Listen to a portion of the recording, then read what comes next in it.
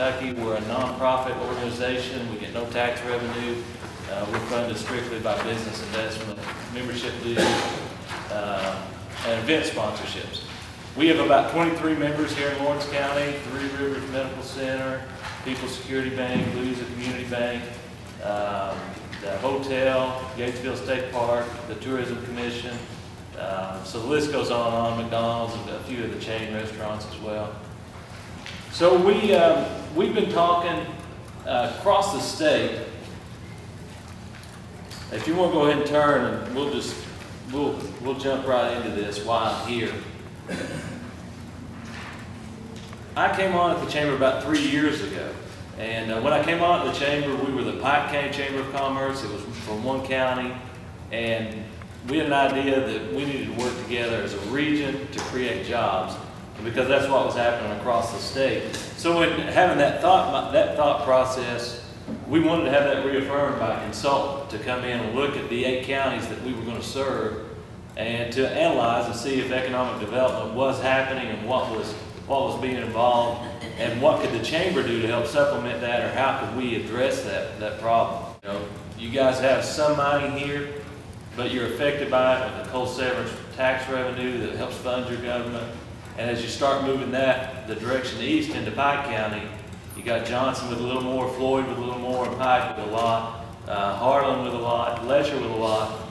So as Eastern Kentucky as a whole, all the banks are concerned, everybody's concerned, because we know it's going to hit top to bottom. And everybody's going to be affected by it. We're trying to figure out how do we diversify what's next, and who's responsible for doing that, who's accountable for it. Brad's the former CEO of the Chamber, now works for Kentucky Power. And when he got there... Work for who? For Kentucky Power. Who? Kentucky Power. Okay. We know them. Right, you know them well. And you know that situation well. And they've got their challenges, and I completely understand that.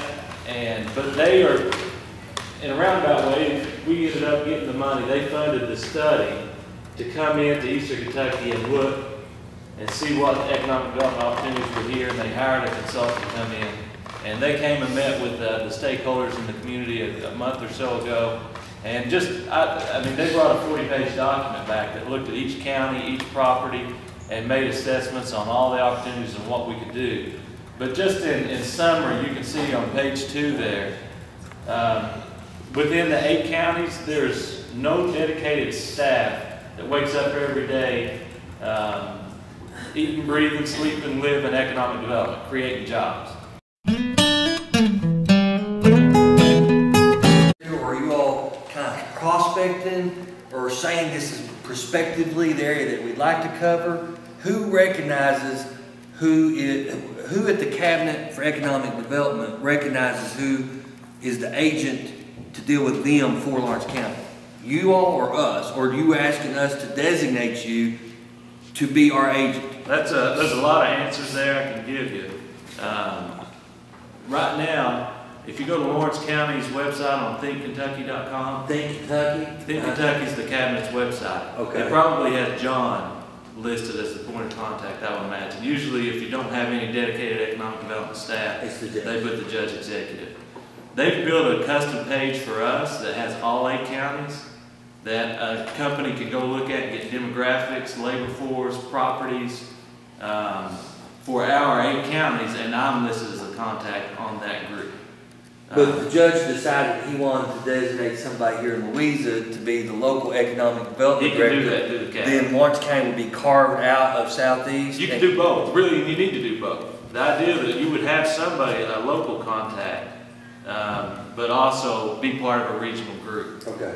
From a marketing standpoint, because that's the way it's been done. And working with the regional organization, you identify the most likelihood of success and what properties you should be investing in, and you work that direction. And that's would be your all's responsibility to make sure you're getting sewer, water to the right places. And this is thinkky.com. I think it's actually spelled out. They may have one thing, KY. Economic development team that they are said if you hard with economic development, it's about $75,000 a year.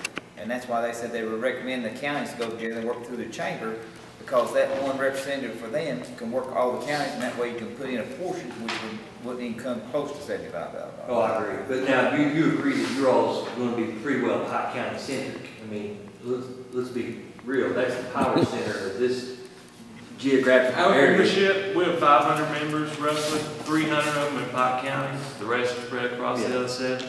Economic development's a different piece though than the chamber part. We would really be doing 2 different things. Chamber work is ribbon cuttings, grand openings, membership luncheons, town hall forums with your legislators.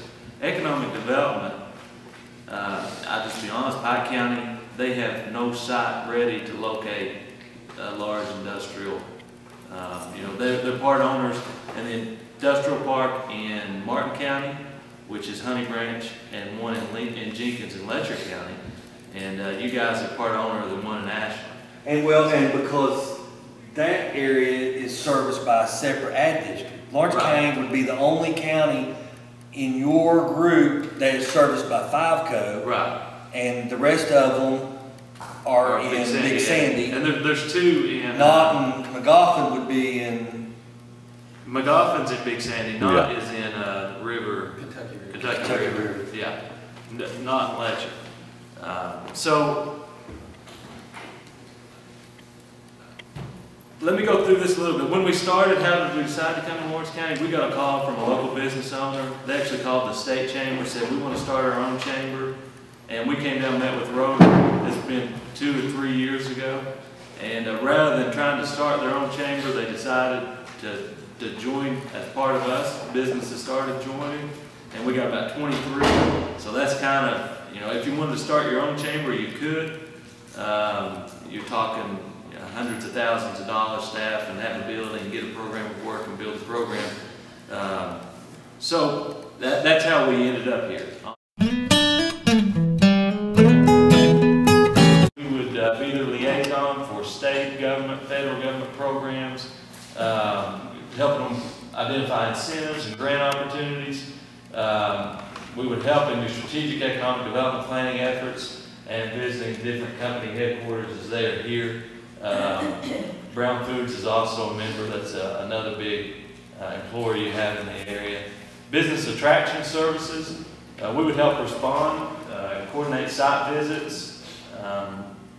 If we have potential leads, we're going to be trying to develop our own leads for potential new companies in a diversified economy. We would help conduct that, consult with you on those issues. Website development, we're going to create a website, oneeastky.com. We've got a rough draft of one right now that's been on, it's part of our current chamber website, but we're working on building a completely new one that a company could get on and look, and it wouldn't see any boundaries. It would just see all the assets and properties that we have available, and have one source contact that would work through it. Kentucky to compete because we've never competed before in this type of environment. Economic development is a profession. It's professional people across the state. Other regions have professional people doing it. We've never had to do it before because we never had to go out and ask Alpha or Tico or any of those coal companies to come and mine coal. Well, as that's slowing down, we're having to compete with the same projects that the more urban areas are having to compete for. And to do that, you have to have an organization in place to be able to handle it. So the big question is, how do we fund it? They recommended a budget for just the ED organization of about $700,000. They recommended private-public partnership, part of it funded by private industry, part of it funded by multi-county coal savings grant. I've been in the region long enough and involved in politics long enough to know that that is a fight that I don't know that we can win, although I personally believe there's no better investment for those dollars than to be in regional economic development. We're going to try to fund it ourselves through private industry.